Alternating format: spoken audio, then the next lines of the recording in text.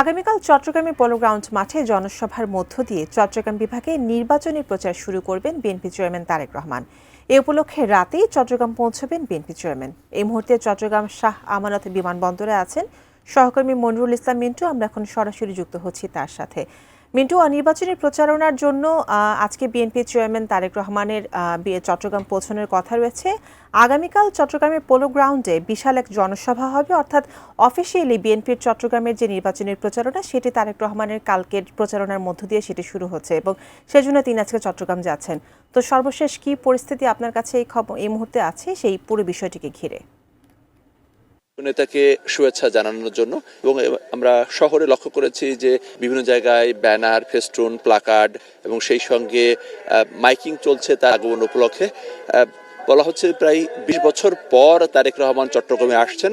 এমনিতেই আসলে এই চট্টগ্রাম বিএনপির ঘাঁটি হিসাবে পরিচিত, সেক্ষেত্রে পরিবর্তিত রাজনৈতিক প্রেক্ষাপটে এবার এর আগে তিনটি নির্বাচন বিএনপি নেতাকর্মী ঠিকমতো ভোট দিতে পারেননি, ফলে এবার নির্বাচন বিএনপির কাছে এবং বিএনপি নেতাকর্মীদের কাছে খুবই গুরুত্বপূর্ণ।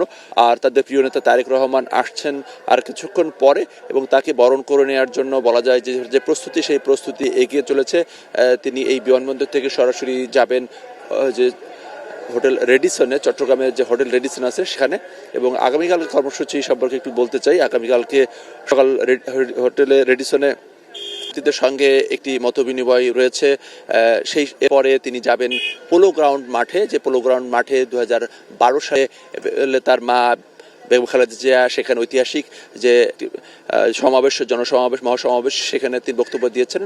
তারই সেই স্মৃতি আসলে বিএনপি নেতাকর্মীদের কাছে এখন নতুন করে দেখা দিয়েছে তাদের প্রিয় নেতা তারেক রহমানের আগমন উপলক্ষে। এবং এরপরে আগামীকালকে তিনি কিন্তু 6টি রাজনৈতিক কর্মসূচিতে অংশ নেবেন।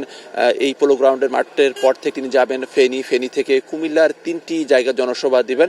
এরপর চাঁদপুর থেকে সর্বশেষ মধ্যরাতে তিনি নারায়ণগঞ্জের যে আরেকটি জনসভা শেষে তিনি ঢাকায় ফিরবেন। তো আর কিছুক্ষণ মধ্যেই তিনি চট্টগ্রামে এসে পৌঁছাবেন সেটি আশা করা হচ্ছে এবং নেতাকর্মীরা সেই ধরনের প্রস্তুতি নিচ্ছেন।